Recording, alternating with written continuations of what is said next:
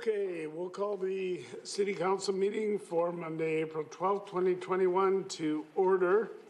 May I have a motion on the various minutes? So moved. Moved and seconded. Any discussion? All those in favor? Any opposed? That's carried. Madam Clerk, any agenda additions or deletions? None, Your Worship. We have a motion to resolve into committee of the whole to hear delegations on items that are on the agenda. So moved. Moved and seconded. All those in favor, opposed, carried. All right, we have 3 delegations. The first 2 are on the Steveston Pool, and the third is on Bridgeport Road. I think that's the liquor application. So the first delegation will be Jim McGrath on number 11 on the Steveston Pool.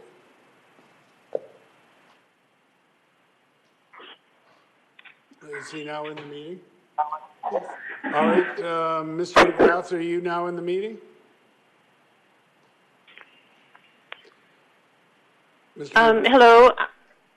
Hey, my apologies. Yes, this is Jim McGrath. Can you hear me now? We can hear you. We can't see you, but we can hear you. Oh, okay. It's interesting. In any case, we can hear you, so go ahead, introduce yourself, and you've got 5 minutes. Very good. Thank you very much. Good evening. My name is Jim McGrath of 10131 Lawson Drive in Richmond. I've about a 40-year resident of this city. Thank you all for allowing me to present to this meeting. As my associate Louise Schaefer will note in her upcoming presentation, we represent the 109 signed petitioners and the many other length swimmers at Steveston Pool that were not accounted for by the 2019 petition. We worked diligently with the city's aquatic staff, services staff, at many meetings throughout the 2020 and 2021 year to. Okay, let's take a look. Is this any better? Yes, go ahead. Okay, my apologies. To arrive at an equitable schedule for the usage of the Steveston Pool for the upcoming season. We presented options and concerns at last month's Parks, Recreation and Cultural Services Committee. Understood that Aquatic Services was asked to provide Steveston Pool budget information for review at a subsequent Parks, Recreation and Cultural Services Committee meeting. The petition team has made concessions throughout in order to accommodate the mandate of the Aquatic Services staff and the needs of the public wishing to swim lengths and have more opportunities to use the Steveston Pool. We have no desire to reduce the hours of pool usage for any other user group. We wish only to be given a more equitable and reasonable schedule for length swimmers and other public swimmers. The objectives were to see a mutually agreed upon schedule developed with equitable solutions for all involved groups that include aquatic services staff, the length swimmers, swim clubs, swim lesson and school attendees, and the focus group attendees and other pool users who signed the petition. It's recognized that the pandemic is not over, and outdoor facilities are still the safest area for activities, particularly with respect to the seniors demographic. We're here today because we have learned that Aquatic Services has recently submitted a memo to Mayor and Council outlining a new proposed schedule for the 2021 Steveston Pool with some cost and revenue information. It appears that this memo still does not address our previously stated concerns and recommendations. Because we were not consulted nor copied on this new memo, we've not had the necessary information nor the adequate time to respond with a comprehensive counter-proposal that would consist of a new budget analysis and an updated schedule. We therefore respectfully request that City Council remove the current proposal that Aquatic Services recently developed for the 2021 Steveston Pool schedule from the consent agenda and refer it back to Parks, Recreation and Cultural Services Committee for further review and revision in partnership with the petition team. Thank you for your time, consideration of our concerns and recommendations. This concludes my presentation. Thank you. All right, thank you. And we'll now go to Louise Schaefer on the same item, the Steveston Pool. Hi, thank you very much for allowing us this time. My presentation is very similar to what you've just heard.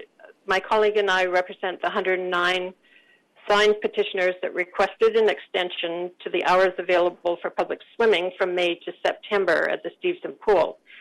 There are, however, last year we had only length swimming at the Steveston Pool, and we also garnered a lot more interest in the Steveston Pool, so we could add to the list of signed petitioners at any time. Again, I was made aware of the schedule proposed by the aquatic staff that is presented to you without knowledge or consent for any of the petitioners. I also attended the March 23rd Recreation and Cultural Services Committee meeting, where a very confusing draft schedule was presented by the staff with no support in terms of monetary budgets or revenues. It appeared at first glance that the swimming was made available from May long weekend through September. We, however, learned in the discussion that that was not correct. Length swimming is only available for 1 hour on Saturday and Sundays.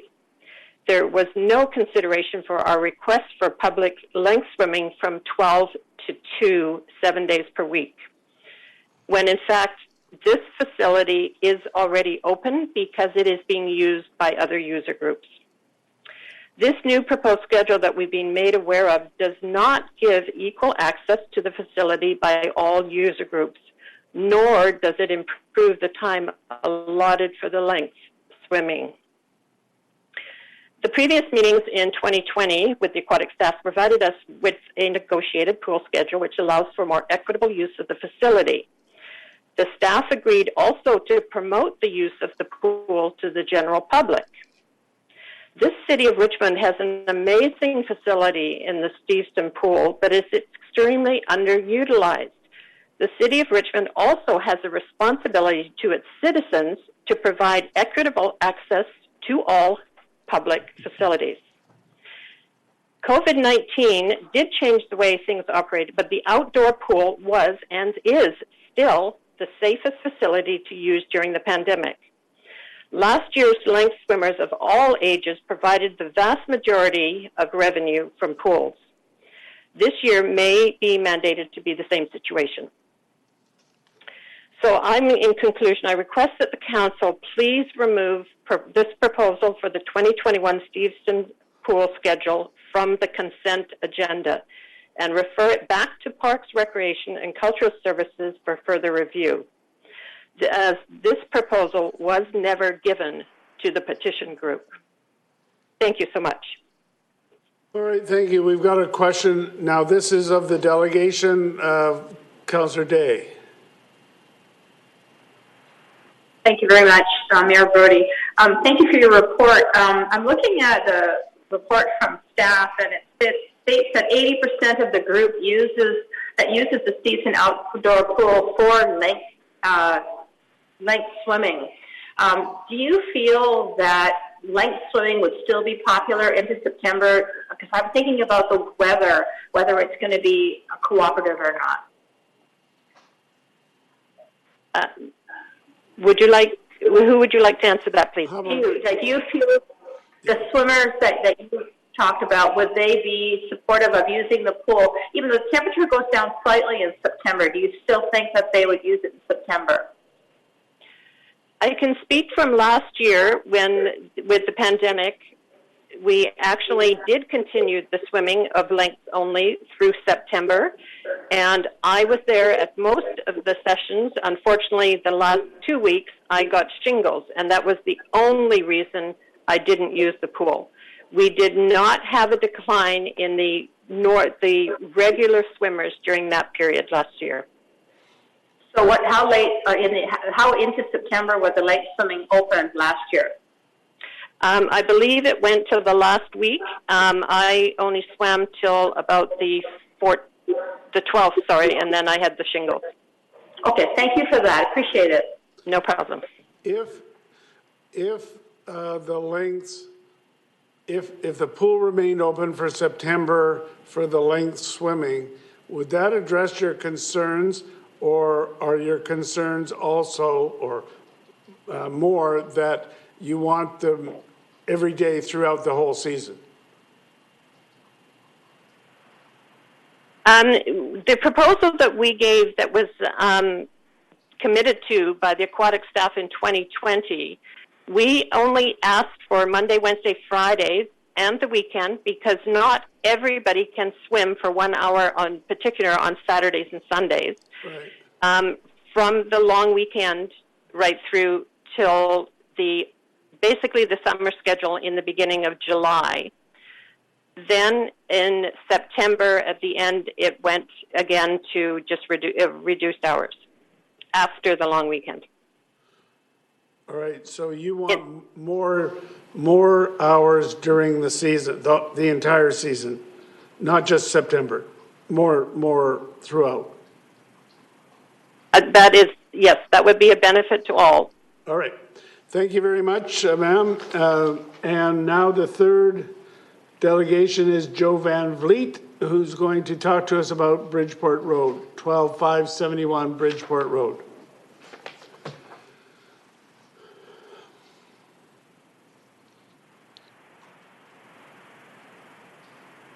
Yes, hello. Everybody can hear me? We can hear you. Okay, so first off, thank you to everyone for being here today. You might want to turn on your video. There you go. Go ahead, sir. Okay, thank you. Van Land Use Consulting has applied to the City of Richmond for a zoning text amendment to permit a retail liquor store to operate on the property at 12571 Bridgeport Road. The proposed location is a commercial unit within a single-story building comprised of industrial and retail uses. It is approximately 2,250 square feet with adequate parking and loading. In this presentation, I'd like to discuss a few main points. The first being that there will be no net increase to the number of liquor store licenses within the City of Richmond. In our initial application submission, we had proposed to transfer an existing LRS license from outside of Richmond. In the early stages of our application, planning staff had commented that council has expressed they do not want to see a proliferation in the number of stores in the city. With this concern in mind, we altered our application to help meet the requirements of planning and council. We began by contacting other private liquor store owners within the city and discovered that the West Coast Liquor Company, who are the owners of the store at Vancouver International Airport, confirmed that they are relocating this existing store out of Richmond within the same timeline as our application. They provided us a signed letter to confirm that this is taking place so that we may eliminate the concern of an increased number of stores within the city. The second point is that there was a positive outcome from the independent market survey. On November 24th, 2020, Hemlock Harling Distribution performed an independent market survey as instructed by Richmond Planning and Development. A total of 1,207 individual letters were sent out to homes and businesses within the given catchment area. On the cutoff date of December 11th, 2020, there were only 26 responses in total, and 16 were returned to sender or undeliverable. Of the 26 survey responses, 19 came back in support, while only 7 came back opposed. This led to an overall response rate of only 2.15% and an opposed response rate of only 0.58%. The surrounding area was well aware of the proposed retail liquor store, as the development site signs have been posted since October 27, 2020, and individual survey response letters were mailed out to each individual address. The response from the community was clearly positive with almost no opposition. The third point is that our proposed location already has an approval in principle from the government's Liquor and Cannabis Regulation Branch. The only item pending for their approval is a zoning confirmation from the municipality. Another point I'd like to comment on is the city's liquor retail policy. In the existing policy, it outlines 3 criteria for new liquor stores. Number 1 being a minimum distance of 1 kilometer away from any other retail liquor establishment. Number 2 being a minimum distance of 500 meters from any school, park, or community center. And number 3, that it should be located within a commercial shopping center with an aggregate floor area of at least 2,800 meters. The proposed location clearly meets the first 2 points of the policy. The third point has been argued by planning staff that we do not meet this criteria. However, there is no definition in the policy for exactly how the commercial shopping area is defined. In our view, the overall surrounding area of the proposed location is in fact a massive commercial shopping area, including uses like Home Depot, Staples, McDonald's, Starbucks, etc. The immediate neighbors are all commercial uses, and therefore this proposed store would have no impact on any family-oriented uses, as there are none nearby. The intent and application of this policy is clearly met with the proposed location. Access to liquor retail in the northeast quadrant of the city is quite limited. By approving the store, residents and employees of the area would be within walking distance to the store, rather than continue having to drive further distances to liquor retail. Walking or cycling to the nearest liquor retail store would become an option that is currently unavailable for this area. The proposed store should be regarded as a positive addition to the area, as it would also give a boost to the surrounding businesses that are currently operating. That concludes my presentation. Thank you, everybody, for listening. All right, thank you, sir. May I have a motion to rise and report? So moved. Moved and seconded. All those in favor? Any opposed? That is carried. Now we go to the consent agenda. Councillor McNulty has indicated he wants number 11 to be removed. Sounds like there's going to be some discussion on that one for sure. Anyone else wanting to remove anything? Councillor Wolf. Yes, thank you. Number 21, please, as well. Thanks. Tree protection. Councillor Day. No, your hand's now down. Must have been the same one. All right, so just let me see. All right, so that's the last one. All right, so on the consent agenda, we have the committee minutes, the traffic calming on Fundy Drive, the engaging artists in the community program public art projects, amendments to the Sports Wall of Fame nominating committee's term of reference, the outdoor sports fields and amenities allocation policy, the agricultural land commission non-farm use application by the city for community gardens on the Garden City lands. There's the application to amend the liquor manufacturer license to include a lounge endorsement for Country Vines on Steveston Highway, city participation in the Circular Cities and Regions Initiative, development cost charges imposition bylaw annual inflationary update, the 2021 to 31 Richmond Child Care Action Plan, an application by Van Land to use consulting for a zoning text amendment to the industrial retail IR1 zone to permit a retail liquor store at Bridgeport Road, the one we just heard the delegation on. There's the land use applications. These will go to public hearing May 17th. The first one, the only one, is 8351 River Road in Duck Island, a temporary commercial use permit. That's for the night market. Market rental agreement to secure market rental housing units at 9900 Number 3 Road and 8031 Williams Road, and an amendment to the appointment of the approving officer. May I have a motion to adopt those by general consent? So that's moved and seconded. So we're going to get some comments here, but I just want to lead off because I just want to reflect that staff has been given direction in relation to the General Purposes Committee meeting held on April 6th, and this deals with the food trucks in Steveston.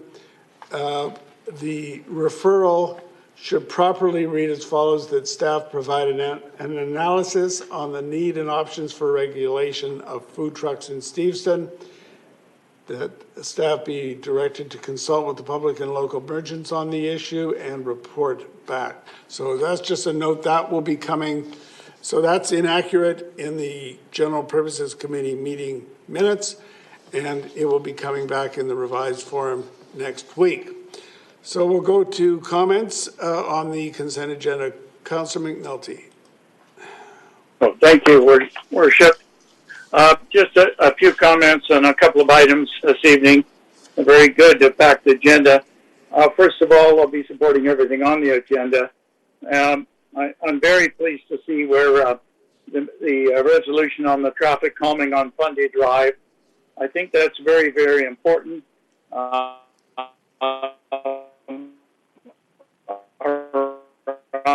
School and it's basically almost like an S down there, and I think that's adjacent to a park as well across the street. I think it's important. I would also make a comment to Worship with that this kind of traffic calming. I think we should be looking at this at most schools. I don't think that this is an isolated school in an isolated area, although I'm glad the staff have taken that under consideration or brought it forward. But I think given the nature of the way people drive, and also the fact that people go to and from school on a regular school day, not necessarily the COVID time, but it's heavily congested around schools. And I think this should also be referred to the school board council liaison group to maybe take it to the school board. So I will be supporting that. I think it's a very positive step in keeping safety of our young people and people in neighborhoods. So it's extremely important in my opinion. I thank staff for the arts projects, engaging 3 artists. I think it's very, very important that we continue. As we've always said, the arts are the soul of the community, and the fact that we're going to continue along with the public library and the school board and the multicultural services community, I think that's a great trio to continue on promoting arts in Richmond. I am going to be supporting the Agricultural Land Commission on-farm use of the Garden City lands, your worship. Staff brought forward that we're going to be looking at possibly having about 200 community gardens. I really think that we need to do 2 things. I'd like to see 500 gardens there. I think there is probably room if we have efficiency in there once we get our plan together. If we're not going to move ahead quickly with it, I think we should be looking at community gardens there. But I also think we need to, if you look at the map, to expand Kwantlen University's footprint for food production. I've been to almost every Tuesday when Kwantlen's out. Their little booth, big booth, is probably the most popular booth there in the market, in the lacrosse box, and the products are first class. The prices are good, and people get a lot of good fresh fruits and vegetables there. But I think also it would be nice to see some activity, and if they can expand it and what have you, I think it's something we need to work, at least acknowledge and push forward if we can. I had a question for staff, and maybe there's an answer here, is when I look at the child care, and I'm supporting that, the report is actually quite shocking. Only 30% of the children in Richmond can be accommodated. I mean, that's a shock. We're looking for affordable and accessible child care. I know we're a leader in it, but we need that child care now.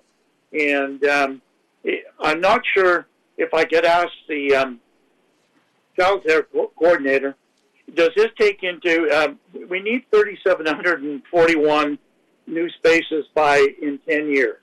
That's 400 a year. It means we're going to place 40 kids per month to catch up. Does this take into account growth over the next number of years? at the rate Richmond is growing in terms of the plan? I don't know if anybody can answer that, Your Worship, but it's a question I wouldn't mind getting an answer to. We've got I'm very Chris pleased Duggan. with the numbers and everything going, but does We've got anybody have Chris any? Duggan is here. Chris? Through your worship to Councillor McNulty, the proposed child care space creation targets do anticipate continued growth within the city. But What also, percentage of growth, if I may? it hasn't been calculated on a percentage. It has been targeted based on a balance between what is a realistic and achievable target, balanced with anticipated growth. So their advisory group who was involved in this project recommended that targets be identified that were realistic and achievable as well. And so this is a representation of that discussion. Well, I support you 100%. I think the numbers are aggressive, and I'm just hoping we can do it. But that means we got to put in place 40 children a month over the next number of years to get up to that number. So we want to do all we can, and maybe it's something at planning we've got to look at as one of the amenities in some of the areas, especially where we have growth. And in particular, we might have to change some of the various rules and regulations, especially in the downtown core, where we're getting unprecedented growth and more to come. So anyhow, thank you for that. Good luck, and I hope we all can work together to achieve those goals. I think they're honorable, and where we go. The other thing, Your Worship, I am happy to see on Williams Road and 3 Road, we're going to get 33 market rental units. I hope this gets through tonight to third reading so that we can get on with it.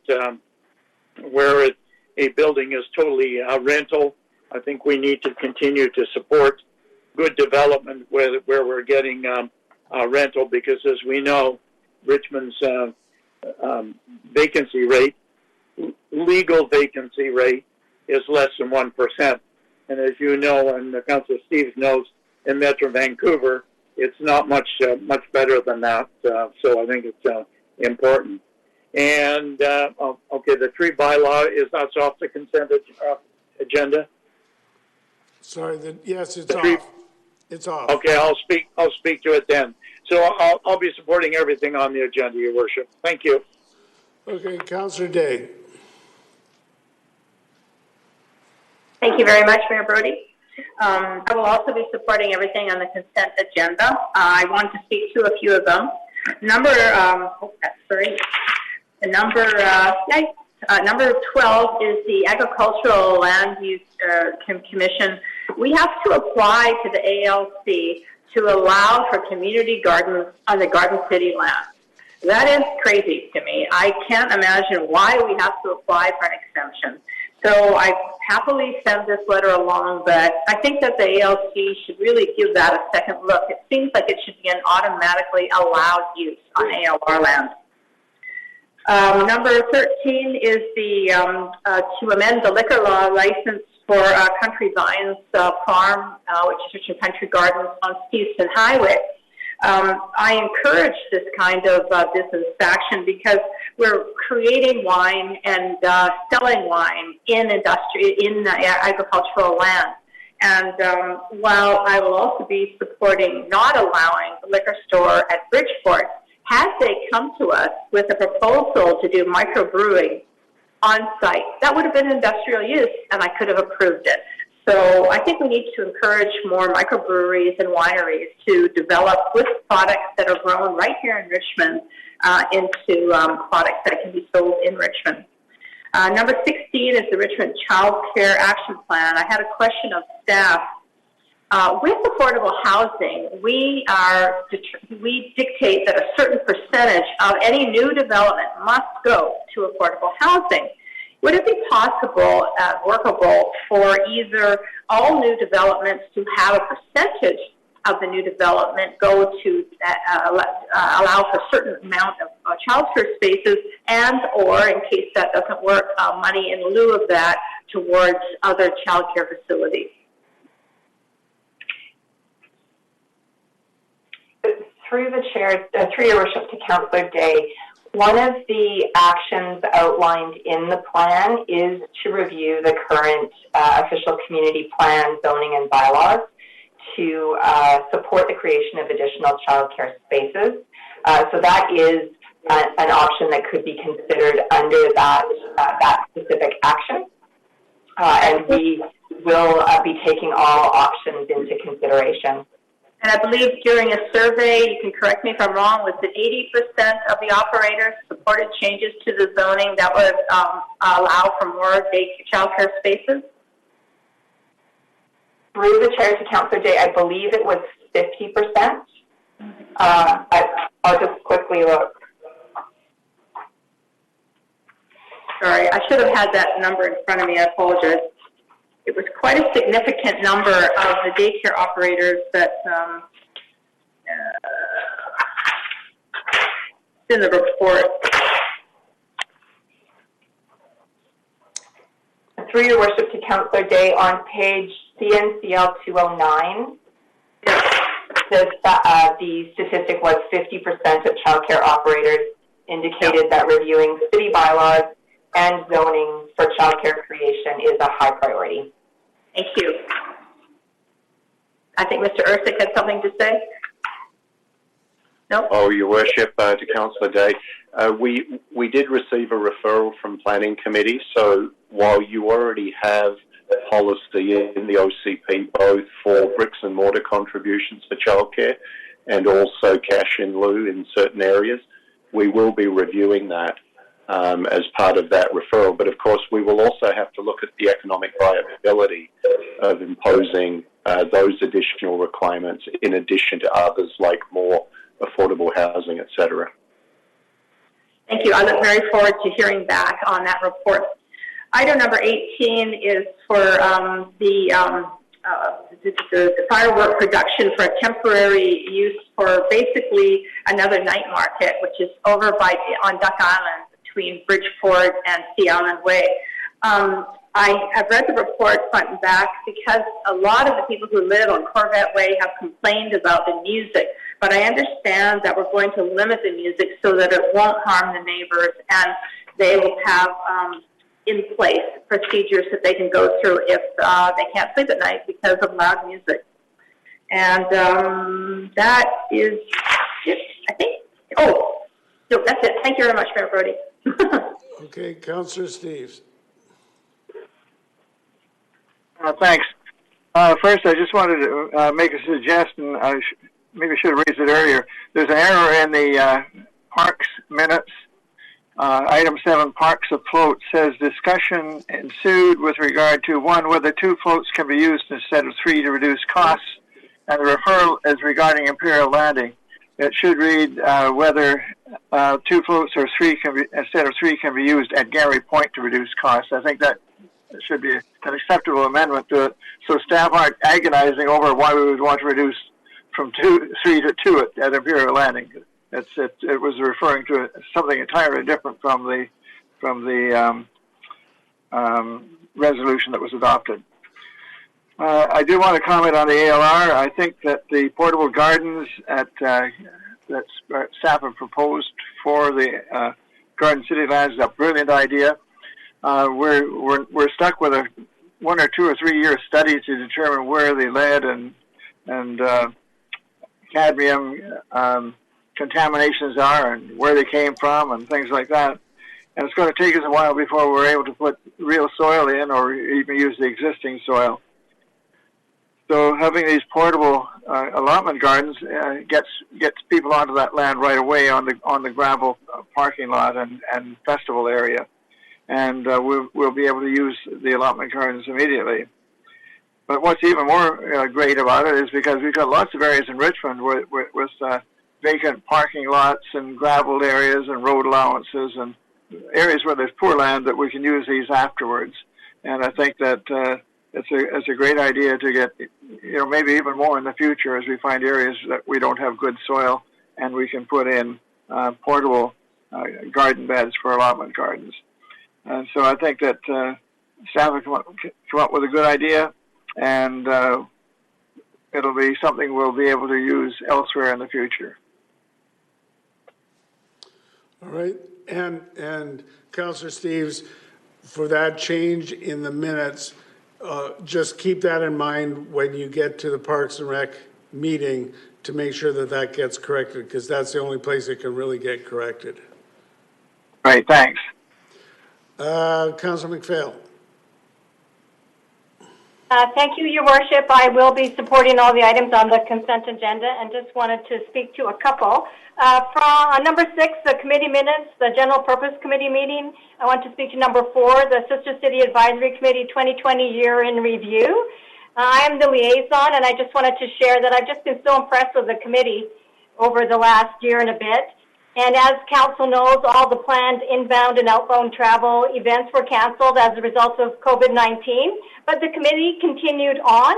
And as in the report, you can see that some of the highlights from 2020 include the photo exhibition in January titled Past Influencing the Present, and it was displayed in Richmond City Hall. The Skyline Bookmark Series presentation in February, all of Council received a showcase, a bookmark series, and I know that was really well received.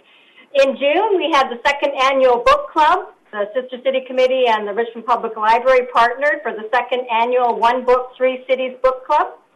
The event featured residents from Richmond, Qingdao, and Xiamen who read Dear Life by Alice Munro and participated throughout the summer in an online discussion forum. And the Wakayama Sister City booklet, Wakayama is compiling a Sister City booklet which introduces Wakayama's sister cities to the residents of Wakayama City.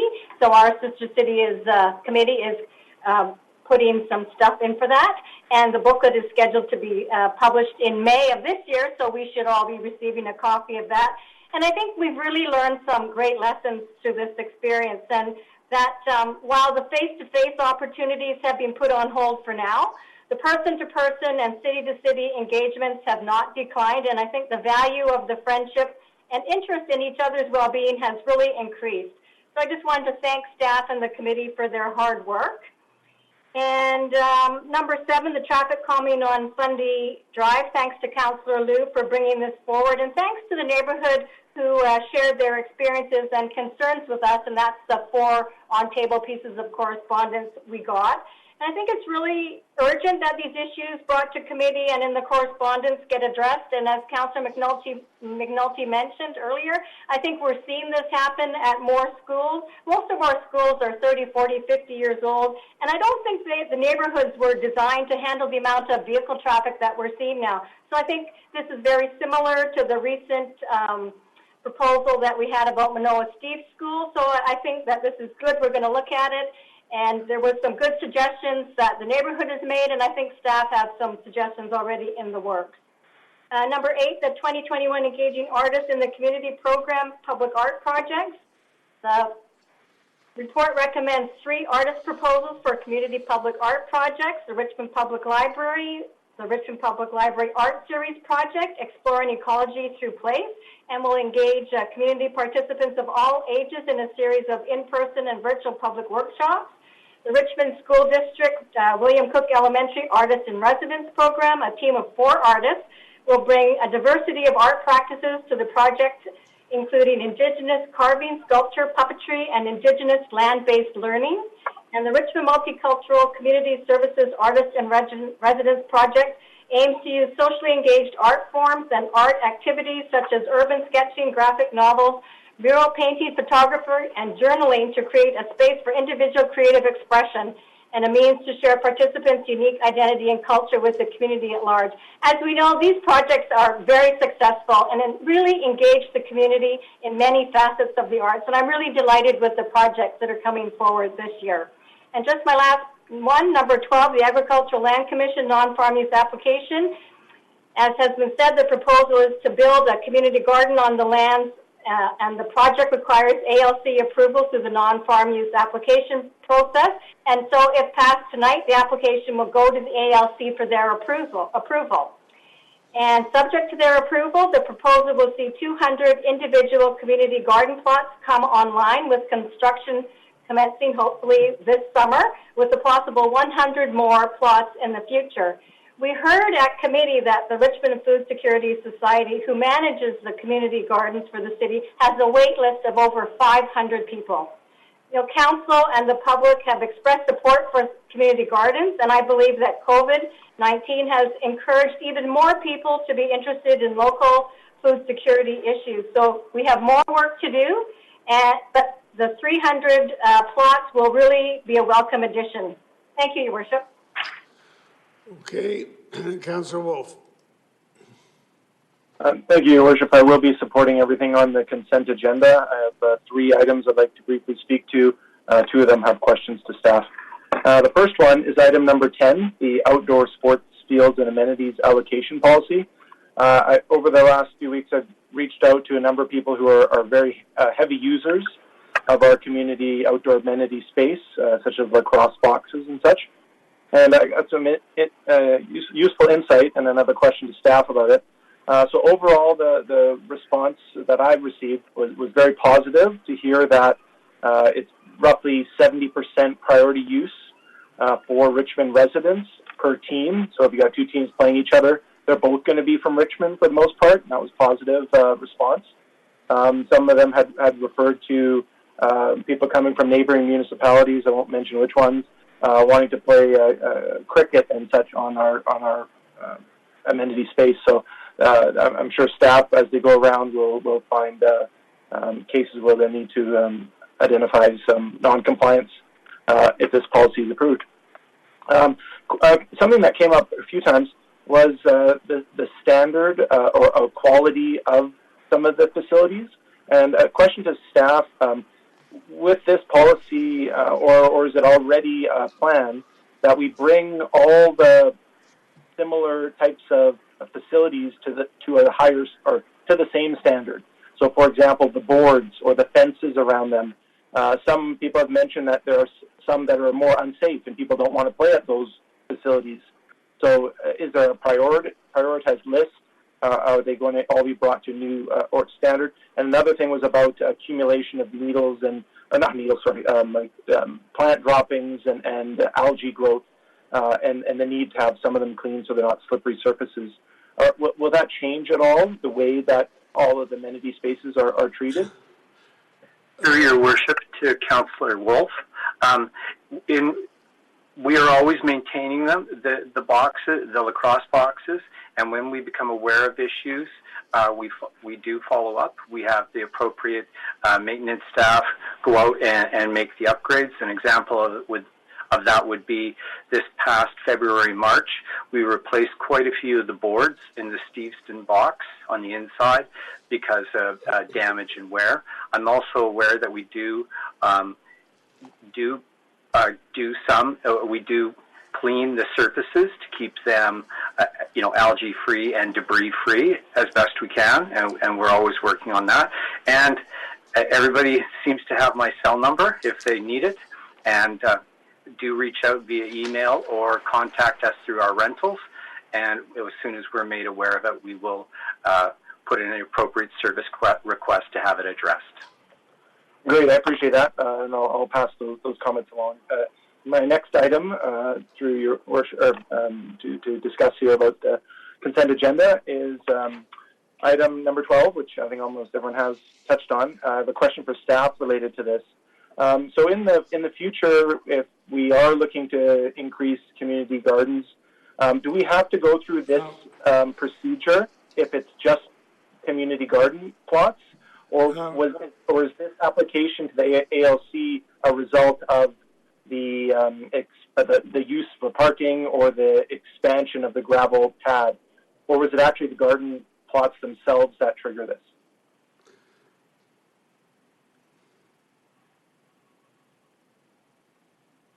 Through the chair to Councillor Wolf, in fact, the community gardens, the parking, and and then I guess primarily the fact that we're welcoming the public onto the Garden City lands are all non-farm use triggers. Currently, the Garden City lands is only permitted to have, pardon me, my phone's on, forgive me.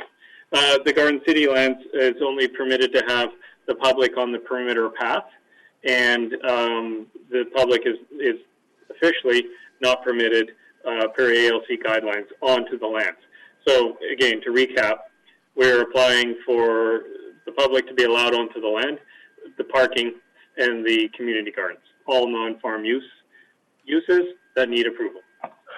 Then to follow up through your worship to staff on that, if we were in the future just to move garden plots to in-ground some other location, that would be fine because we've already invited people on the land, correct?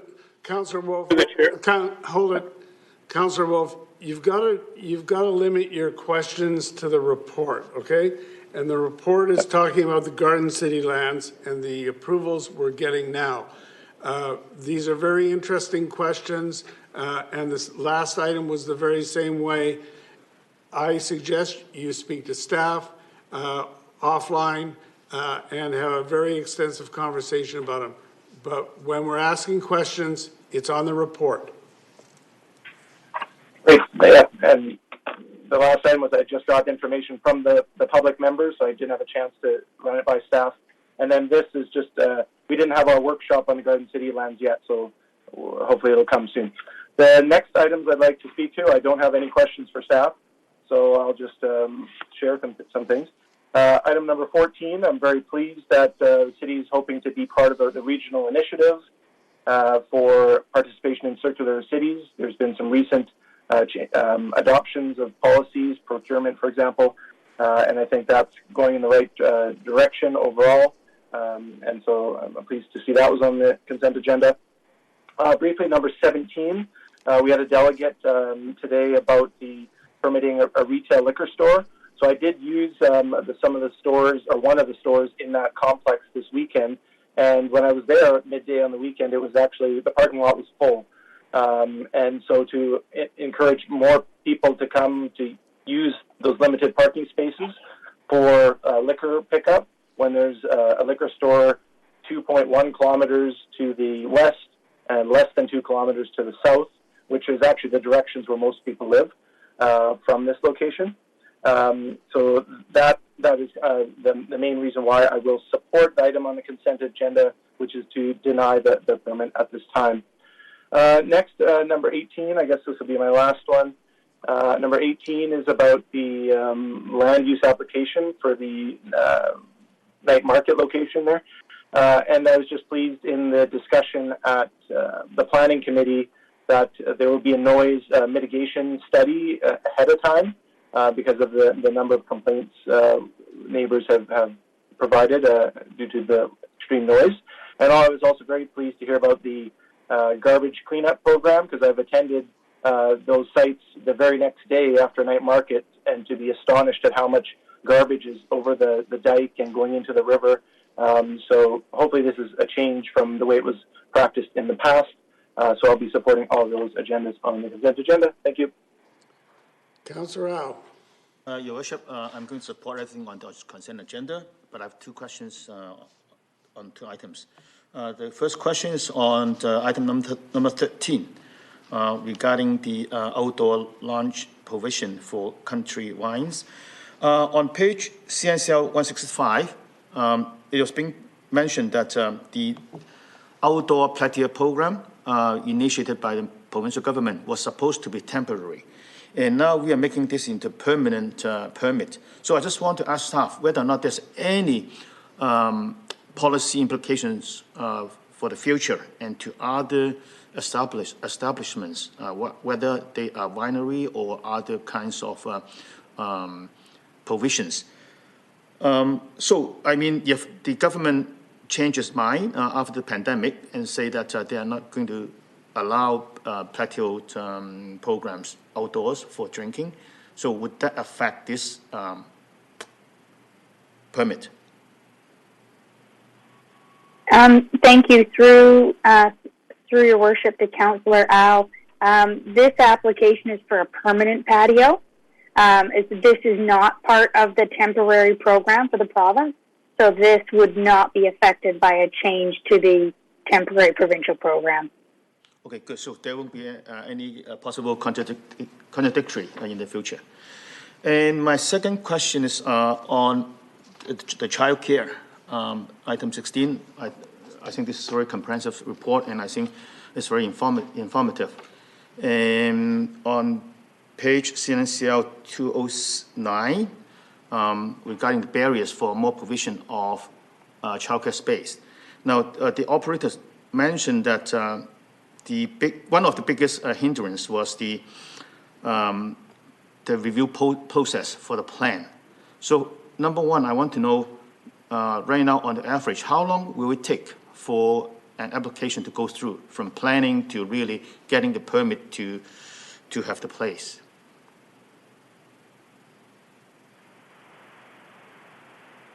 Through your worship to Councillor Al, perhaps there's someone from planning who's better able to answer that question, but I will add that in addition to the city's process to review any plans, there is also a parallel process through Vancouver Coastal Health.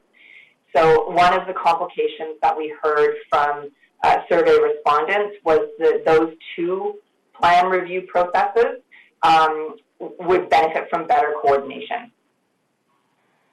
Yes, but I have received a few complaints saying that, some applicants, they've been waiting for over a year in order to get the approval, or even longer. And that leads me to another question on CNCL 236 in the action plan 2.18, which is to initiate a review of the building permit process for childcare facilities. And the timeline is 3 to 6 years. So does it mean that it would take, from now onwards, 3 to 6 years to complete that review process? If that's the case, I think it's too long, right? This is a 10-year plan, and if it takes at least 3 to 6 years for review and a new process, I mean, it's not going to help in the short term. So please clarify, can it be faster or things like that? Through your worship to Councillor Al, yes, certainly some of these items may be moved up further in the implementation priorities as we begin to develop the detailed implementation plan. In developing this, we did want to be cognizant of the fact that we do need to proceed in a manner that is somewhat orderly. And so there were some items that were prioritized ahead of this one. But certainly staff are open to council feedback and able to revise timelines as we need to. Does Joe Ursig, do you want to comment on that? I see your hand is up. Yes, Your Worship, if I may, to Councillor Al, just regarding the previous comment regarding delays in issuing permits. I don't have the specifics of the files that you're referring to, Councillor Al, but I would encourage you to contact me or staff with those details. What I can tell you is that there are no building permits that are sitting around waiting for a year where everything is in order from the applicant's end, waiting for processing. That simply does not happen. So if somebody is claiming that type of a delay, I would encourage you to contact staff with some details. We'll take a look at it. And if there are delays, they are typically because there are outstanding requirements or deficiencies at the applicant end. Yes, thank you for the answer. Yes, I always did refer the complaints to relevant staff, and I have to say that very often we got the problems resolved. Now, Your Worship, I don't think I need to move a motion, but I would really like to have staff quicken up that process, that action on 2.18. If we are trying to have to meet our target in 10 years, right, for more space, and if you take that long for the review or any changes, and also we know that childcare operators already identified that to be a barrier. So I don't know if we can just, under advisement, have staff to quicken the process of review? What we could do is give a direction to staff to take a look at that time that Councillor Al has identified and to give us some explanation.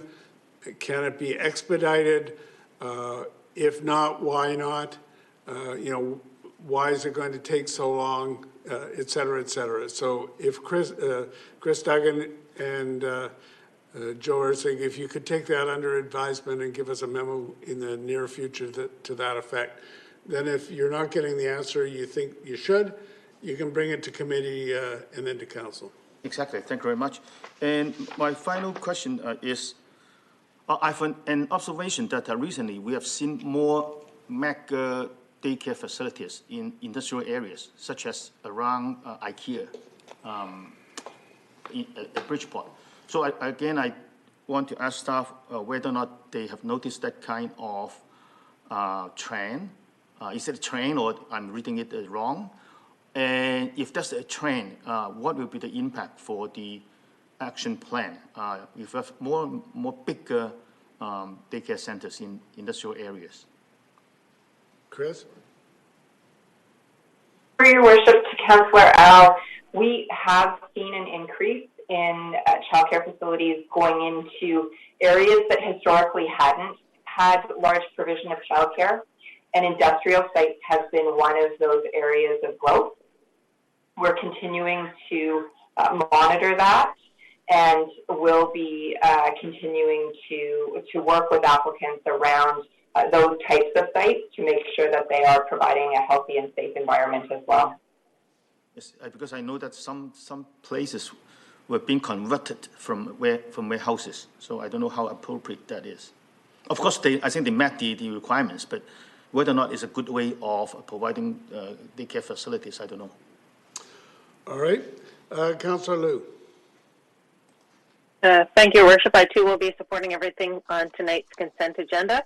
And I wanted to echo what my colleagues said, Councillor McPhail, Councillor McNulty, and thanking the residents of the Fundy Drive area for bringing their safety concerns forward, and as well as for their specific ideas that they presented to improve the safety of the area. As we know, typically pick up and drop off for the school kids is at the front of most schools, and that therefore it's usually the PAC, the Parent Advisory Committee, working with the school principal. They work with the school board and then with the city to work on traffic calming. But it's come to our attention recently that the backsides of the schools, the park areas, people are coming quite quickly, and it's coming to pick up their kids from the backsides of the schools. And so that's where the importance of the neighborhood coming forward and other people being able to share with us what's going on in their neighborhood is really important. And so I'd also like to remind parents that are picking up students to be driving slowly in and be mindful inside of the neighborhoods, especially when you're near the parks, because it's not only the school kids, it's parents with toddlers coming before and after that time. And so there's more people around than you're expecting. I'd also like to speak to number 18.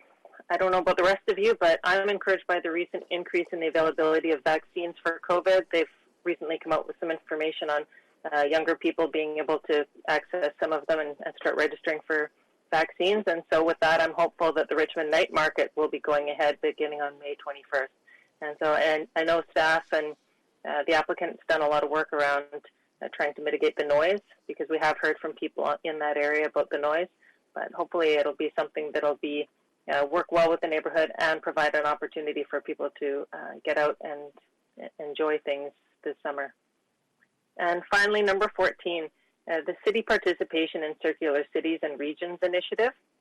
We recently passed something on working on the circular economy with our city and how we're going to procure goods and how we want to support the circular economy.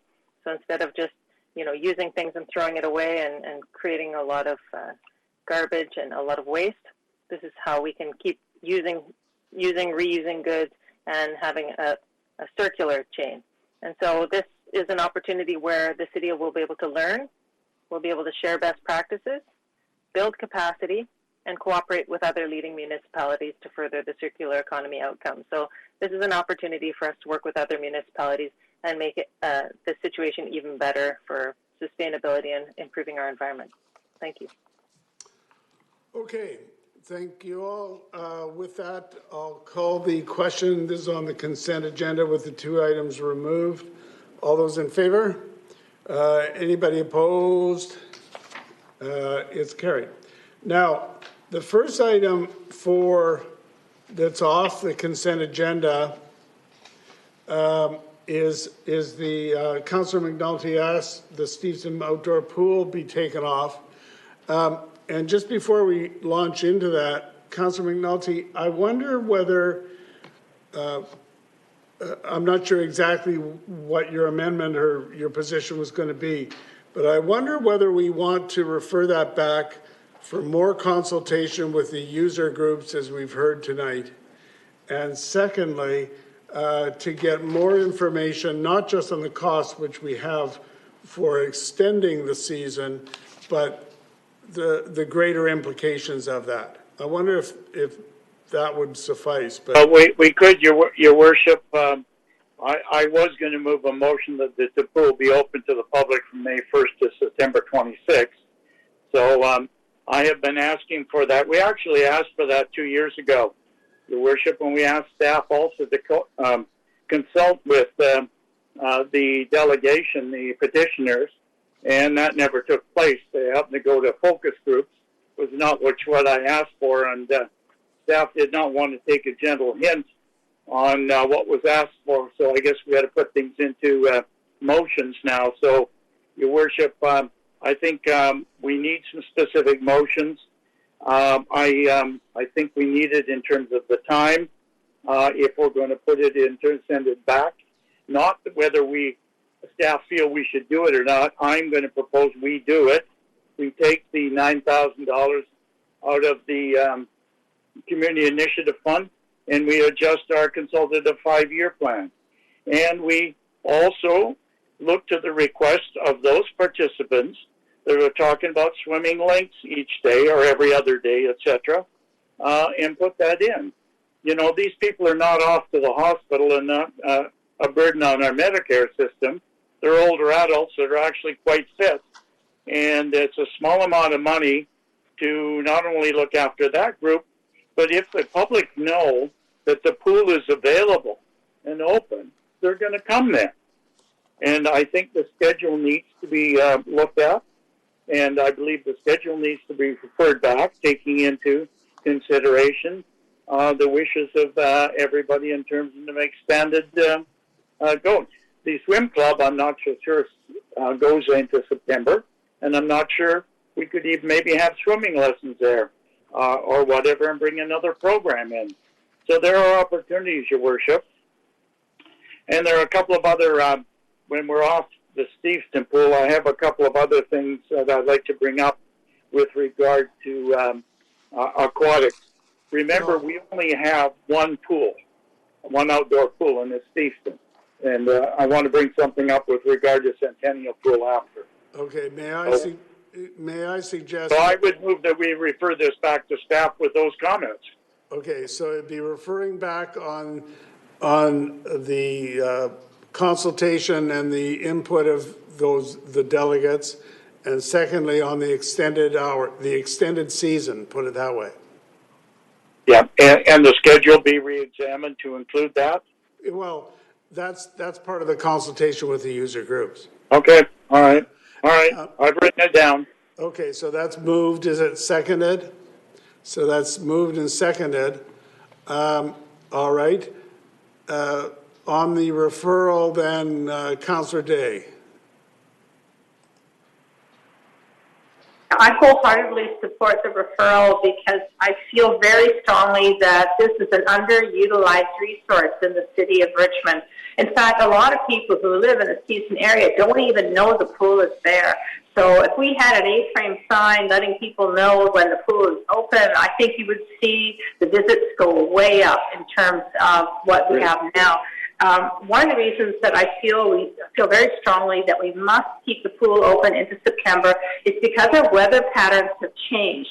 And in the old days, September, things started getting cooler, but everything is changing. So I looked it up, and in August, the average temperature is 24 degrees. Well, it's still 20 degrees in September, and the low is 12 degrees in August. Well, it's only 10 degrees low in September. And the hours of sunlight or daylight are 14.5 hours in August and still 12.5 hours in September.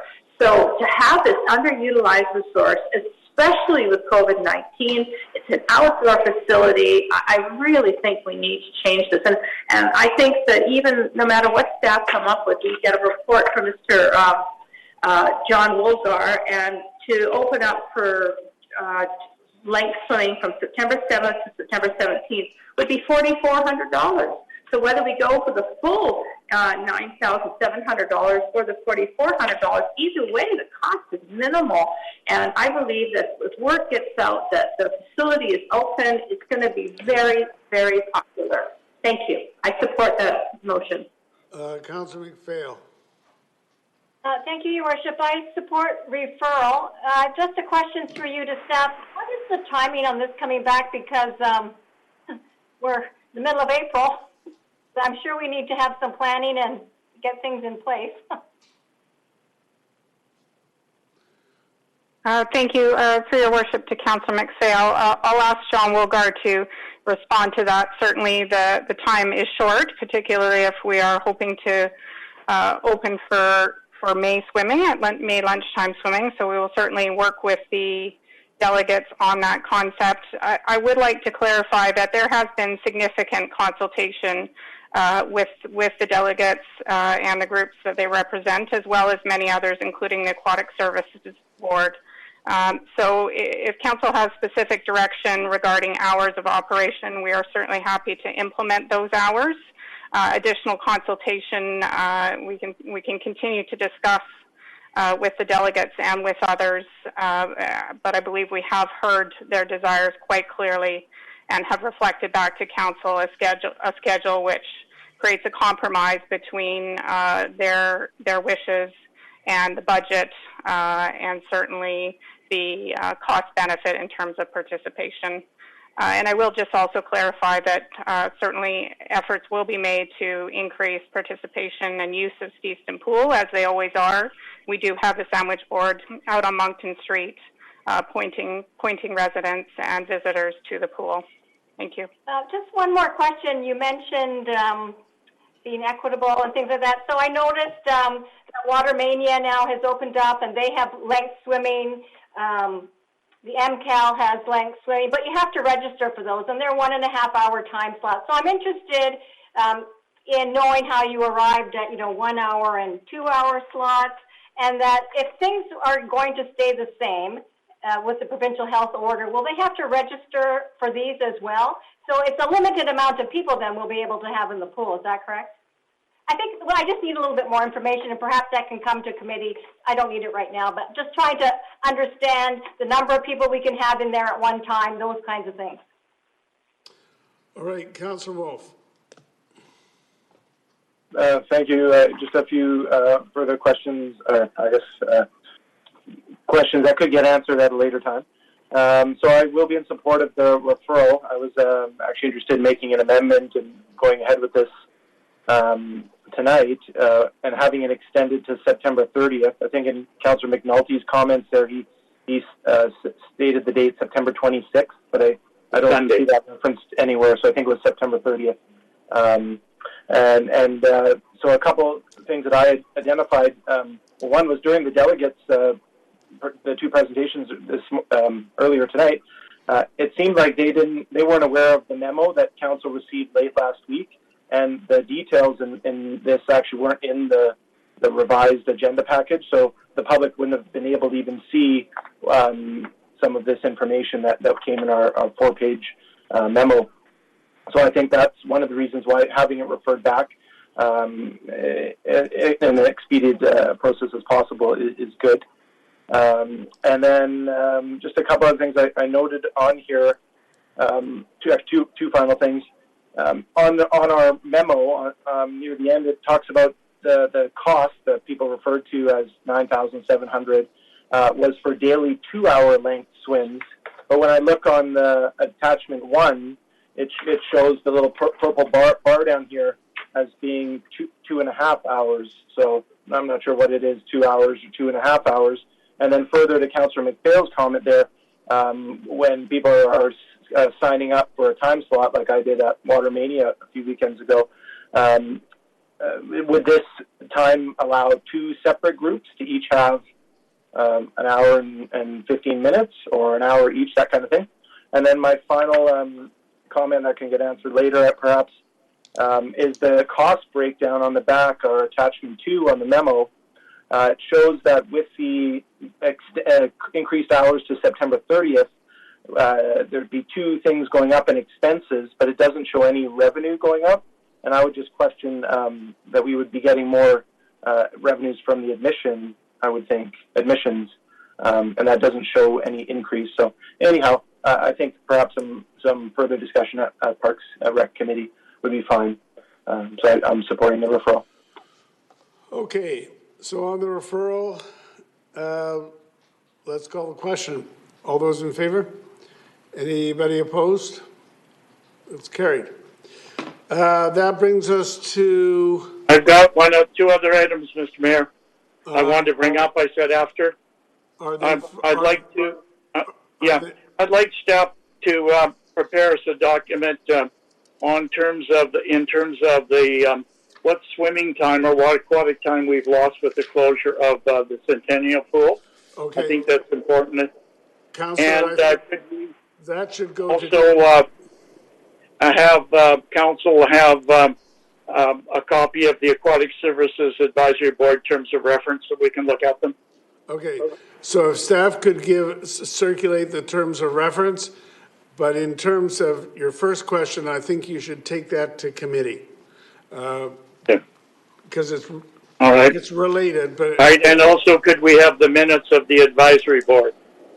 Just put in our letterboxes. Every time they have a meeting, we get the minutes of it. We used to do that when I was liaison to it, to the aquatics board. All council was provided with the minutes. And we should really, with every one of our liaison committees, if where possible. Thank you. I'm not suggesting we bog the process down with, there's 30 liaison committees or something. So if you want something... Oh, those requested. Yeah, let staff know that that's what you want. Well, I'd like the aquatics advisory board. Thank you. Okay, fair enough. Now, the other one that was taken off the consent agenda is number 21. So, Councillor McNulty, as chair of community, that came off. No, it says community safety. Is that right? Item 21 came from planning. Came from planning. Yeah, that's what I thought. So, Councillor McPhail, if you could introduce that. Thank you, Your Worship. Item 21, update on the City of Richmond Tree Protection Bylaw number 8057. Planning Committee recommendation is number 1, that Tree Protection Bylaw 8057, Amendment Bylaw 10246, amending regulations for tree removal and replacement, be introduced and given first, second, and third reading. And number 2, that Consolidated Fees Bylaw 8636, Amendment Bylaw 10247, amending the Tree Protection Bylaw permit fees tabled, be introduced and given first, second, and third reading, and I would so move. Second. So go ahead. Did you want to comment? This report responds to referrals that were made at the November 5th, 2019 Planning Committee. Staff provide an update on the statistics of tree removal, replacement, and retention, information regarding tree bylaw infractions and penalties, and options to enhance the bylaw. So this report provides an update of the City of Richmond's tree protection bylaw number 8057, including enforcement activity and a 2018 to 2020 tree permit activity updated summary showing increasing enforcement activity and continued preservation of the urban forest on private property.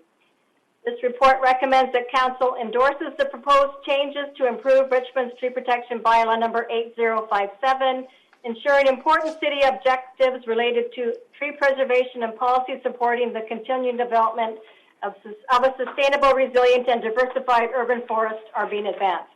Thank you. All right, Councillor Wolf. Thank you, Your Worship. I will be opposed to this. The item that's on the floor would have preferred to make a referral on this item to have it go back to the next planning meeting, which is actually coming up fairly soon because we added another one this month. And in that time, there could be two important steps that I think were not taken until at this time. So one is have it the actual wording of the changes sent to ACE, our advisory committee on the environment. I know they're mentioned in here that their comments, previous comments, were incorporated, but they didn't get to actually see the report at the last meeting. It wasn't available, and they meet on Wednesday of this week. So having this referred back so that they could have a look at it, so it's on their agenda, I think that would be an important step. And then the other one is it does mention in the report here that there was consultation with the large Facebook community group called Save Richmond Trees, and I just spoke with one of the members, and they felt that they have not been consulted. That they made a few presentations to city staff a few years ago, but they definitely had no insight into the report and the final recommendations. So I think I'm going to be opposed to it, and I would like us to have it referred back for to next planning for those things to happen.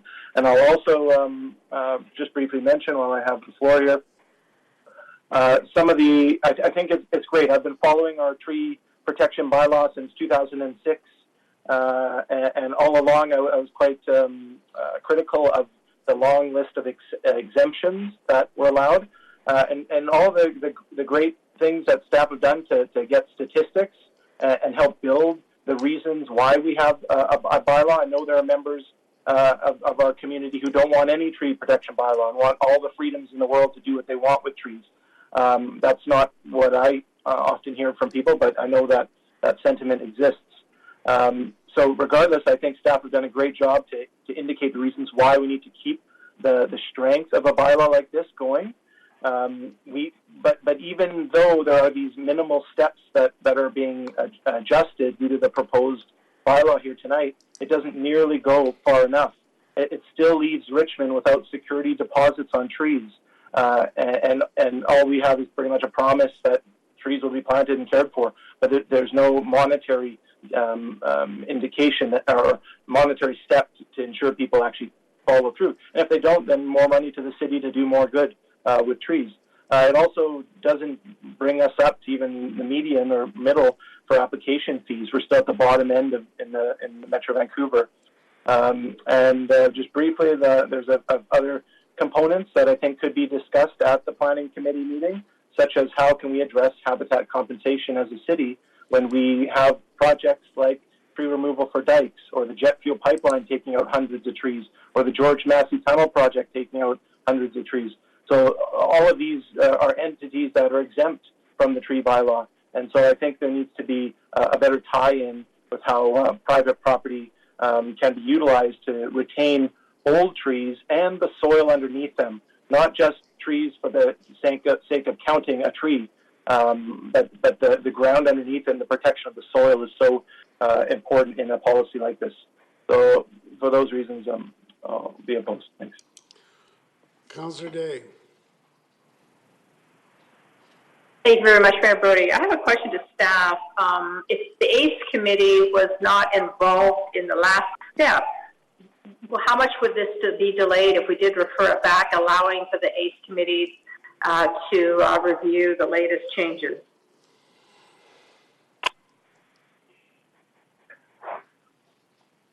Through the mayor, to your worship, to Councillor Day, we have staff have sat down with the ACE committee historically, and also we've received written feedback on the tree protection bylaw. There were a number of those issues, such as increased fees, increasing the number of trees, the ratio of trees for single-family builders, that we incorporated into the current bylaw changes that you see before you.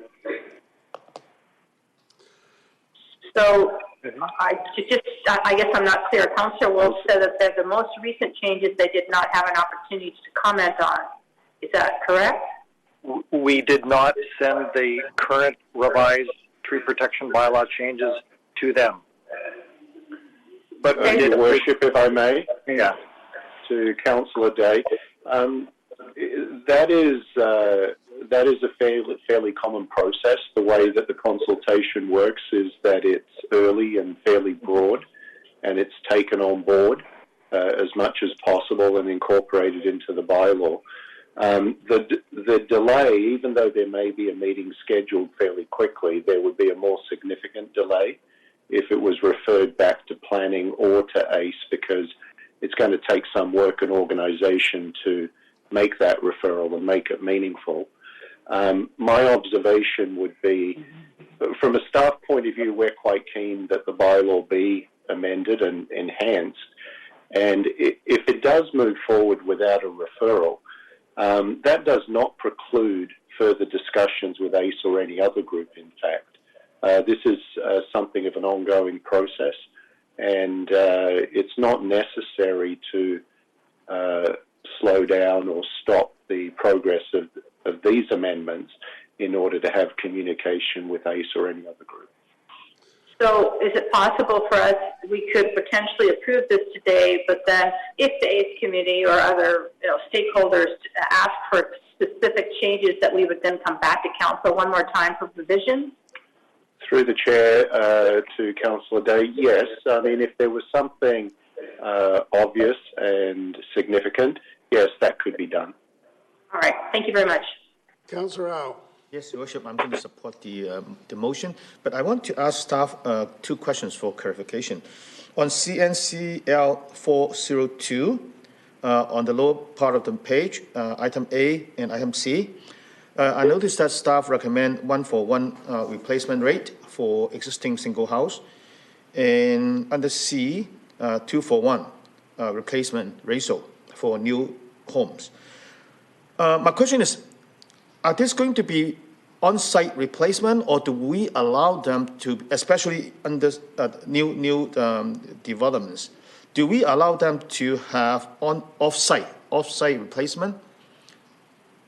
Because when I look at CL 4 and 6, the bylaw doesn't say anything about that.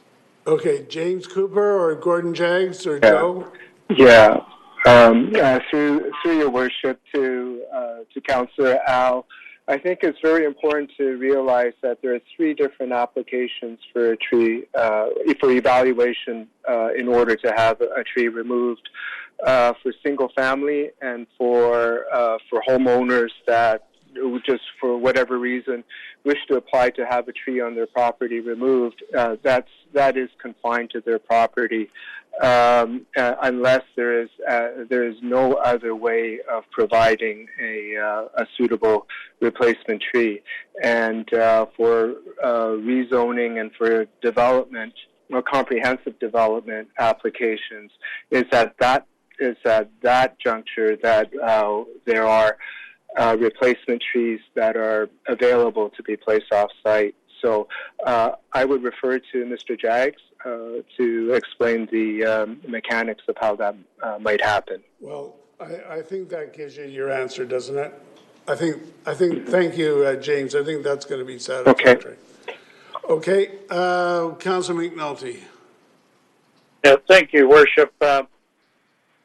Just two things. Staff, first of all, I want to say staff have done a great job on this. To bring it this far, I remember when we first brought this bylaw in the tree bylaw. So I think we have to give staff kudos as opposed to criticism. Procedure, Mr. Mayor, with clerk. Third reading does not mean to say we've adopted it. Don't we have one more reading for adoption? No, then you have to then you have to subsequently adopt it. So correct. This is preliminary. So tonight we're approving it. We're actually approving it in principle. If we want to, when it comes to adoption, whenever that comes, at the next meeting or whatever, we could at that time put some additions in it if you wish, or even taking some things out. So I think we have to understand that, and it would give time for anybody to have input to it. And somewhere in here, if I may, even though we have size, we've got heights and calipers, and on it, we haven't suggested any species of trees to be planted and replaced. For example, if I take out a conifer tree, do I replace it with another conifer? And I guess what I'm trying to go at is sort of size for size. You know, I don't like the one in the Bayview window in front of me here, and it's 5 inches across. So if I want to take it out and move that, or even move the tree, I guess would be better. But let's say I wanted to take it out and it died, and I wanted, do I replace it with a 5-inch conifer tree? Or do I replace it with a 5-inch deciduous birch tree? Anyhow, that's something, I'm not going to belabor the point, Your Worship, but it's something that we can, somebody may want to look at and see, because I believe, was it Councillor Steves provided a list of indigenous trees to Lulu and Sea Islands and all the islands. So are we asking, okay, you know, for example, a palm tree is not a tree, it's grass. But people think a palm tree is a tree. Sorry. Okay, so you can take that offline with staff, I think. On your first point. Yeah, I will. So I was more the idea of third reading. We have one more reading to go.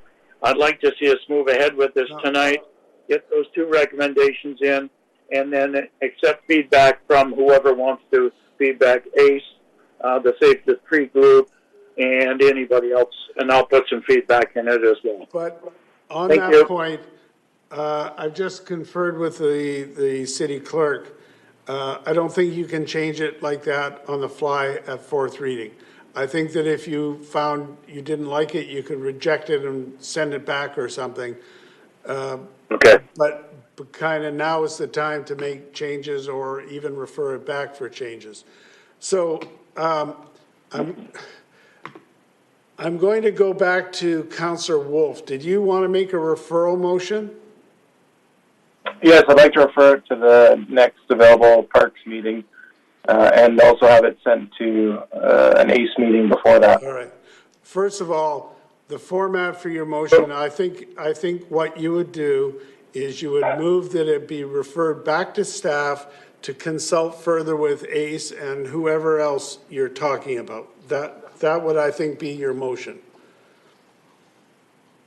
Yeah, thank you. Okay, so that's moved. Is it seconded? It's seconded by Councillor Steves. I feel the pressure to get this one done, frankly. It may not be perfect, and there's 2,000 things we could probably name off the top that ways that avenues we could investigate and ways we could possibly improve it.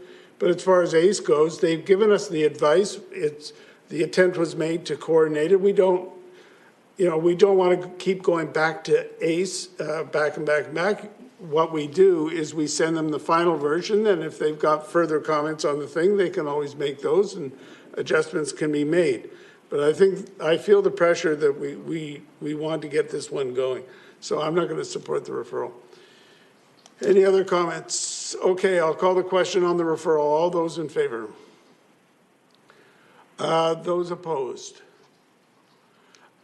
Okay, so opposed is Councillor McNulty, Al, Lou, McPhail, and Day, and the mayor opposed.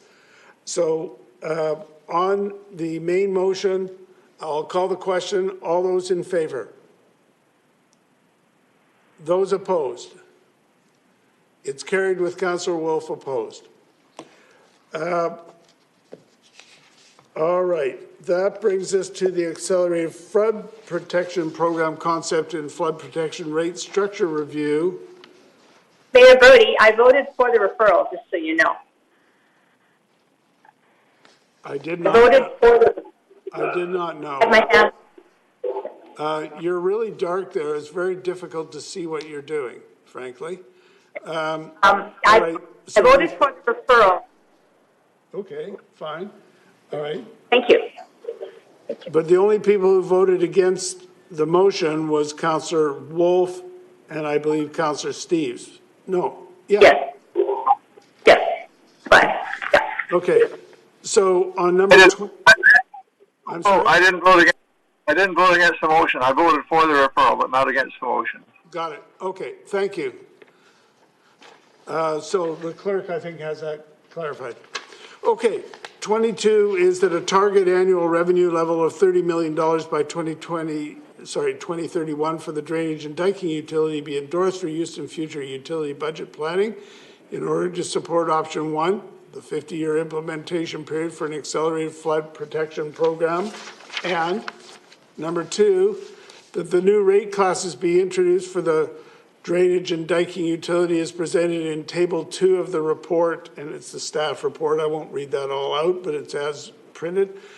Thirdly, the public consultation and communication plan be developed, and finally, that implementation of the new utility rates commence in 2023. And I would so move. Second. So, I think we all know how important it is. We have a separate utility for the diking and drainage, and we've had this for probably 15, maybe 20 years. It's really important, and the report indicates that we need to accelerate the program. So, under the report, there will be various rate classes, and staff indicated at the last committee meeting that within the rate classes, say for residential and agriculture, there's going to be subclasses, there's going to be more definition than we see in this report. Secondly, we need to accelerate the funding so that we hit a certain target by 2031. And thirdly, by 2031, and that we complete the program within the 50 years, which is moving everything up. And the way this was added to the original recommendation is that the implementation is going to start in 2023. So it won't be brought in this fall for the rate hike. The first rate hike won't come in this fall for 2022. It'll come in 2022 for 2023. So that is the basic of the motion, and I'm sure that we've got some comments on that. So we'll go to Councillor Wolf. Thank you, Your Worship. In committee, I was opposed to this item, not what was recommended by staff, but I was opposed to what council added to it at the committee level. So I would be, I'm not sure if we can have a split vote where we vote the four items separately. If that is the case, I would be in support of 1 and 2, which were the original staff recommendations. And I'd be voting against item 3 and 4, and I'll just speak to those briefly. Number 3 is about public consultation and communication plan. Obviously, those are important things. And I think they're already being done, and staff have incorporated in them. Just like Mayor Brody mentioned, there are still changes to the rate class and more details to come. So I think and staff didn't need it in here. I think it was already part of the plan going forward, the way I heard it, general purposes. And then item number 4, completely opposed to this, as just in the last agenda item, we heard about urgency to take action. Well, here's an example where we're not seeing the urgency. We're delaying the funding being received by a whole other year. We know the problem's coming. It's not like it's a big unknown. It's proven. Our staff have the graphs and data, and we're only getting more that's confirming it. So to delay this, I think, is just backwards when it comes to leadership for climate action, and Richmond really is the leader at flood protection, innovation, and taking initiative on our own, and we're successful getting grants because we and our staff have shown the understanding of the urgency. And I think I was really pleased with their recommendations, but I'm not pleased with what's on the agenda tonight. Councillor Liu. Thank you, Worship. I will be supporting this, and obviously is to delay it for 2 years. So our original plan, when we passed the diking strategy a couple years ago, was to go for 75 years, and everybody was supportive of that. And then recently, 2 years ago, when things were good, we were doing well financially, we weren't in a global pandemic, we came up with the idea that we should move this along and increase the rate at which we improve our diking system and our flood protection. And so we sent this to staff. They came up with increasing it, making it faster by 25 years, bring it down to 50 years that we get our diking program up and run and finished, and which I think we can all agree is a good idea. But now we're in a global pandemic. We've already done some tax raises to get some other safety things that we need. We're still continuing on with diking right now. So this won't affect this year's diking. It won't actually affect any building that we're going to be doing next year either. And so what this does is it just delays the burden for an extra 2 years so that we can get out of this pandemic. And one of the other things that this program is going to do, what's being suggested, is that we shift more of the burden to businesses, to commercial spaces. We're already hearing from businesses that are going under. We can't keep pushing them right now. Give them the 2 years, let them get back on their feet, let the economy pick up again, and then start shifting it over to the bigger commercial sites. We can't stand to lose any more mom and pop operations. And those are the people that these extra charges are getting pushed down to. And so I think if we implement it in 2023, we'll be in a better position, and we'll still be doing diking work between now and then. This just creates a space where we accelerate it by 25 years. Okay, maybe we're only accelerating it by 23 years. Okay, it's still a good plan. Councillor Steves.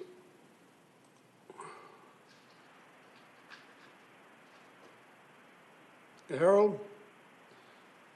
Okay, I was just trying to get unmuted. I agree with Councillor Wolf, and I would like to have the items separated out. I'm very concerned that we're postponing it for a year. We're in a global COVID-19 pandemic. My guess is it'll be continuing next year and the year after, and when we come out of it, we'll be in a climate pandemic. No year in the future is going to be a good year to start this. In terms of tax increases, in terms of housing and that sort of thing, every home in Richmond has gone up a couple of $100,000 in value this year, and I think in terms of general taxpayers, it's simply a tiny fraction of the costs of the increase at the value of the homes that people have. Basically, we need the dikes done to protect those homes, and I think it's somewhat of a disgrace that we would actually put it off when effectively we may need to have to speed the whole process up. We've got a provincial government that's promoting LNG, and that's and fracking and all kinds of things that are totally deleterious to the government, and it's happening all the way across Canada. We're actually worsening climate change rather than getting it better, and we might find the tides raising a little sooner than predicted. So I think that we need to get going with this sooner than predicted. All right. Just before you turn your mic off, Harold, Councillor Wolf suggested separating 1 and 2 from 3 and 4. Is that division okay for you? That's all right, yeah. Okay. So let's call the question then on the program itself, 1 and 2. All those in favor? Any opposed on that? So everyone's good with that. And then on 3 and 4, all those in favor? If I can see your hands. Those opposed? Councillors Wolf, Steve, Day opposed. So it's carried. The last item of business on the agenda is the election ministerial order approval. This is really a housekeeping matter at this point because we've gone over what we expect for the by-election and the kind of requirements. But when we did approve the kind of format for the by-election, it was indicated that we would need a ministerial order, and we now have it. So the recommendation is that staff approve the provisions of the ministerial order, which is attached to the report, and that council, as an exception, etc., that we permit voting by all eligible electors under the Act to have done by mail ballot, and in relation to this may permit elector registration to be done in conjunction with the voting, the use of a secrecy sleeve instead of a secrecy envelope, and to establish time limits. This is the chief election officer would establish time limits in relation to voting by mail ballot at their sole discretion, at her sole discretion, and that the officer also established procedures for voting, processing, and securing mail ballots at her sole discretion, etc. And then the council would allow the elector, as directed by the election official responsible, to make an oral declaration that the elector is entitled to vote in the by-election when obtaining a ballot for voting. And finally, permitting the chief election officer to establish special voting opportunities or to determine that no special voting opportunities will be held at their sole discretion. And so the actual wording will be as set out on the agenda, and I would so move. So that's moved, and that is seconded. Councillor Day. Thank you very much, Mayor Brody. I will absolutely be supporting this because I'm happy to see that the mail-in ballots will be available for all electors. Because with the numbers the way they are, I don't think many people are going to want to be going to a polling station. You know, I tried to convince council to delay this till September. I was not successful, so this is as good as it gets. But I really would have preferred if this entire election had been delayed till September. Anyhow, let's do the best we can under the circumstances. Thank you. All right, so we'll call the question then on the motion. All those in favor? Anybody opposed? That is carried. Brings us to the public announcements and events. First of all, we have an appointment. The Richmond Intercultural Advisory Committee, Ali Lynn has been appointed to that committee for 2 years, or the remainder of a 2-year term to expire December 31st, 2022.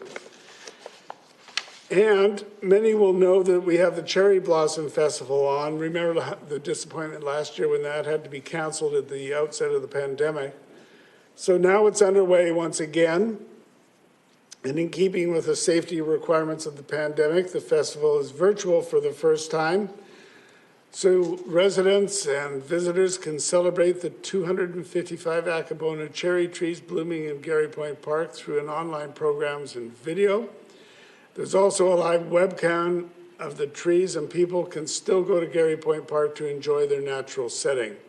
Remember all the public health officer rules, social distancing, follow the rules on limited gatherings when heading outdoors. So if you want to go to the festival, and I do recommend that you do this, is richmondcherryblossompfest.ca. That's richmondcherryblossompfest.ca. And then I just talked a few minutes ago about the by-election. Now, we're now going into the nomination period. The Saturday, May 29th is going to be the by-election day. It will be to fill one council position which was made vacant in the last provincial election. Candidate nominations begin tomorrow. That's April 13th at 9 a.m. And they remain open until Friday, April 23rd. So if you're interested, you don't want to miss that.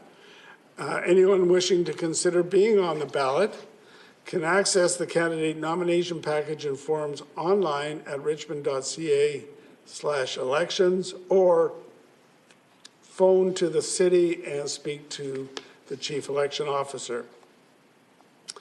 We have National Volunteer Week on April 24th April 18th through 24th. It reminds us to recognize and thank all those who volunteer their time and effort to support organizations, agencies, or just helping others. And throughout this pandemic, we still have a very vibrant group of volunteers. Apparently, there are over 13,000 registered volunteers across the city, and we offer a heartfelt thank you to each and every one for their many contributions. So if you want to find out more about it and more about volunteering opportunities, go to icanhelp.richmond.ca. That's icanhelp, I-C-A-N-H-E-L-P, icanhelp.richmond.ca. And finally, we have Earth Day. Earth Day is going to take place 2021. It starts April 22nd, and that's the day. And a number of virtual and hands-on events will take place starting that week to bring attention to the importance of environmental sustainability, conservation, and protection. Events will include online workshops and educational videos, community cleanups, as well as invasive species removal opportunities that Richmond residents are encouraged to join. The city is also supporting a number of community stewardship initiatives through the Partners for Beautification program that include cleanups and corporate environmental programs led by local businesses. So if you want to find out more about Earth Day 2021, richmond.ca/parks programs, and that's got all the information for you. So with that, Madam Clerk, let's see, we've got bylaws for adoption. Yes, thank you, Your Worship. There are four Move the bylaws four for bylaws adoption. for adoption. So moved. Moved and seconded. Any discussion on any of those? All those in favor? Any opposed? That's carried. And the development permit panel?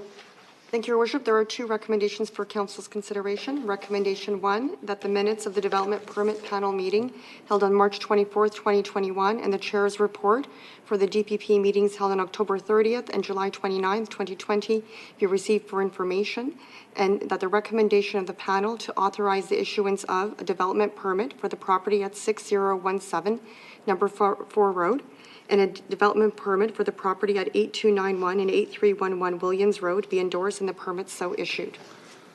So moved. And moved and seconded. Any discussion on any of that?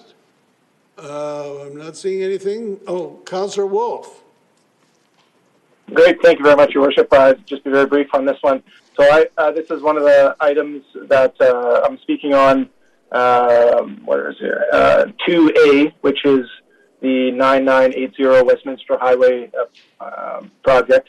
So this was originally approved before I was on council, so I just have a couple of things that I wanted to note where hopefully in the future when scenarios like this come forward, things get addressed in a different way maybe. So seeing that this development is right at the corner of Westminster Highway and Number 4 Road, there's been a lot of concerns. I've grown up my whole life going past this intersection, and to have 17 townhouses squeezed to the corner and in an intersection where we already have so many accidents to blind that corner, I'm really concerned about it. And knowing that this is allowed with our OCP clearly shows me that the next time we review our OCP, we try and look at the corner properties so we don't put packed residents right to a busy corner. I know there's a lot of people concerned with the way this development site looked for many years. You go to other municipalities and a development site that used to be a gas station has community gardens on it. It is utilized. This one sat empty with outhouses tipped over on them and the fences tipped over, very unsafe for a busy intersection for pedestrians to stand at that corner or try and get around it. So just a note, that's some things I've heard and observed, and so I'll support it. It's moved so far along the process already, but maybe we can work to amend future projects like this. Thanks. All right. All those in favor? Any opposed? It's carried. Someone move adjournment. Move adjournment. Thank you. We're now adjourned.